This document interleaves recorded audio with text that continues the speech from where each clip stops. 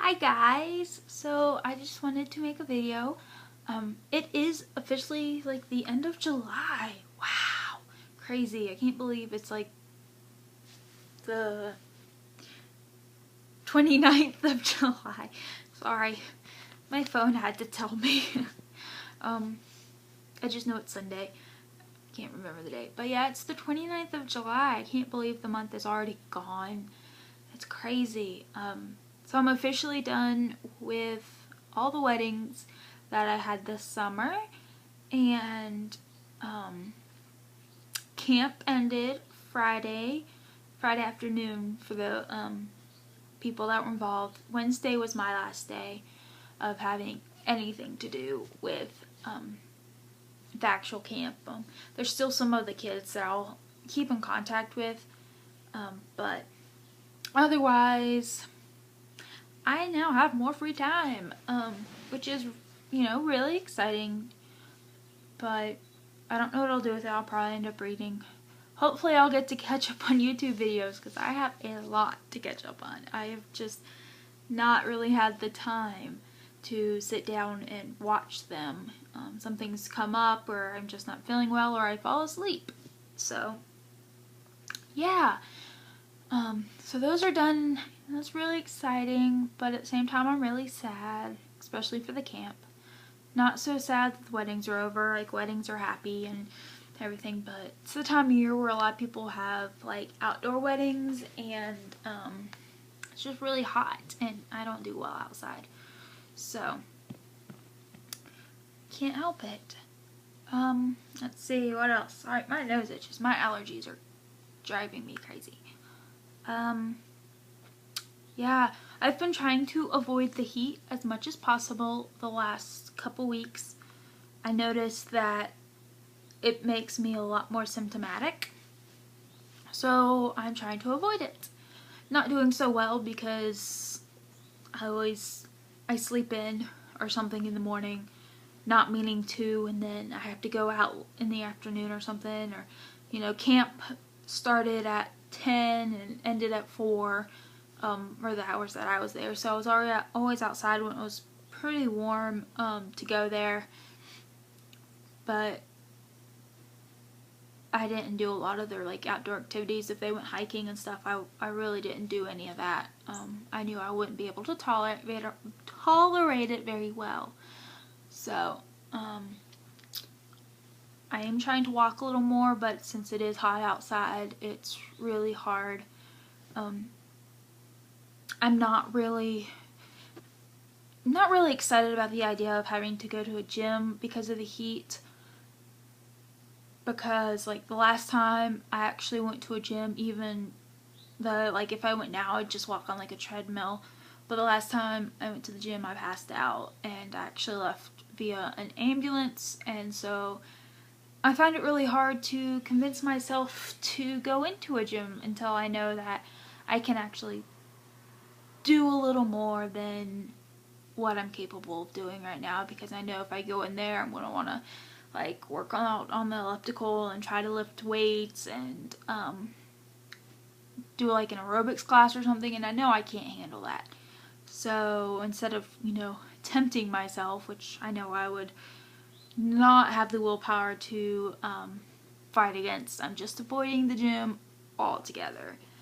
So we'll see. My goal this week is actually to like wake up earlier in the morning and go walking at like 6:30 in the morning. A lot of people are like, that's really early, and I agree, it is very early. But that's the coolest part of the day here. Even it's been in the 80s, even 9:30, 10 o'clock at night. So the best time to go walking when it's cooler is first thing in the morning when it's still 60 degrees. And I think part of the problem is it does stay light up here so much longer than even like the next town over, because it's down the mountain. I mean, we're so high and we're on top of a mountain, so it's still light outside until almost 10 o'clock.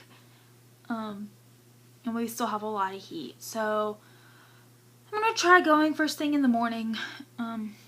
We'll see how that works. Probably won't work out very well for me. I'll probably sleep in and try to go outside at like 12 o'clock and really, really pay for it then. My blood pressures have been still really low. I'm still really struggling with that.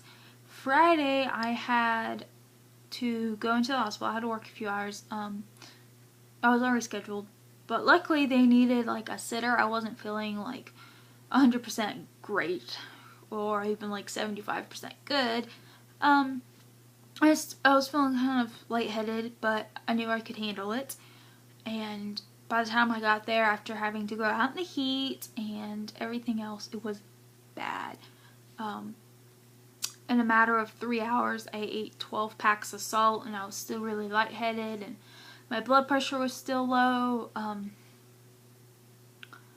So luckily, they ended up being able to find someone else who could sit for me because I was sitting in a patient's room, and I got to go home or come home, so it was good.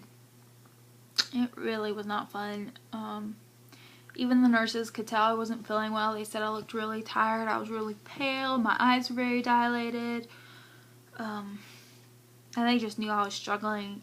They said that, you know, they've never really seen me eat that much salt in such a short time. They're used to me, you know, having 1 or 2 packs of salt, like full out just pouring them in my mouth. I usually take a bunch of, I feel like little things of salt tablets so I can take them with me and I just eat them and I don't have to taste them because I can just swallow them. But I didn't have them with me and eating the salt got it in my system faster, but it was still pretty bad. I'm trying not to, though, eat as much salt as I originally was or am now. On most days, on an average day, I'm eating now about 10,000 milligrams of salt. So that's a lot compared to the 2,500 milligrams that you're supposed to have in a normal diet. So I'm up, 10,000 milligrams. That's a lot. That's 4 times four times the average person's salt intake, if not more a day, and I'm worried about what that's going to do to me long term. I've discussed it with a couple of the nurses at the hospital, and we're also very concerned, like, what's it doing to long term for my kidneys and everything else. So I'm trying not to take as much salt intake. I'm drinking a ton of water, a ton of Gatorade, a ton of Powerade. Trying to think. I drink milk. I'm eating like fruits and veggies, which are full of water for the most part. So I'm getting a lot of water and hoping that will help, but I'm not entirely sure if it's really doing much because my blood pressures are still low. But it was 2 weeks from Thursday, so in about a week and a half I'll be going to see the new cardiologist or electrophysiologist. I'm definitely getting a lot nervous about this. I'm not sure if I'm actually going to go see him or not. I was talking to a couple of the nurses to find out how long he's going to be in town, because if he's only going to be in town for 6 months or so, I'm not going to go see him because I'm tired of seeing a doctor, starting treatment. Treatment's not working, but the doctor's now left town, so then I have to wait till my appointment with the next one. And then I'm starting over, and so my treatment options are not really going anywhere right now. I feel like I just keep hitting dead ends, and it's not helping in the long run at all. So when I find out, there's a couple of us who think he's there for a long term because we had to wait a while for him to come to town. But I'm not entirely sure. Next time I see him at the hospital, or any of the cardiologists for that matter, I'm going to ask. I was going to ask Thursday, and he was there, and then he was gone, and worst case scenario, I'll go see him on the 9th, and then I will ask him if I don't see him before that, or see someone else from their office. I will flat out ask him how long he's going to be in town, and that will depend on if I continue to see him or not. So I'm really hoping that he's in town for the long run, and we can actually start treatment. So, I don't know. On the bright side, fall seems to be coming early this year up here. The trees are starting to change colors. That doesn't normally happen this early. So maybe since our summer started in March, our fall will be starting earlier, which would mean hopefully winter starts earlier, and that would be really exciting because I love winter and it's usually one of my best times. So we'll see. Other than the whole like Raynaud's gets triggered like every single minute in the summer, or in the winter, but I'd rather wear gloves and jackets and sweatshirts than, you know, having to deal with 90-degree weather. So, yeah. I also, sorry, my brain's not working so well. I wanted to thank everyone who gave me suggestions on my last video about where to find like gluten-free recipes and stuff like that. Thank you. I'm definitely looking into the books and such, the websites that people gave me. I'm still looking into them, still researching, and I really appreciate the input. And so I'm going to end this video with a very Potsy story, or a brain fog moment, that I'm sure other people will understand completely. So twice this week I have taken a shower, and I get out of the shower and I look in the mirror and I realize I have not washed the soap out of my hair. And so my hair's still all like fizzy with shampoo.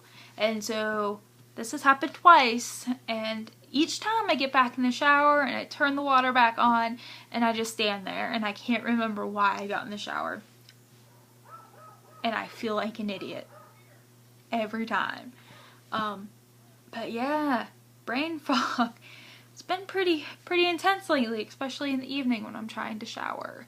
So, but at least after I shower I go to bed, so that helps a lot because I can just rest, and because I'm usually exhausted afterwards. So I'm going to end this video, and I hope everyone is doing well, and I look forward to catching up on everyone's videos that have been posting, and I will talk to y'all later.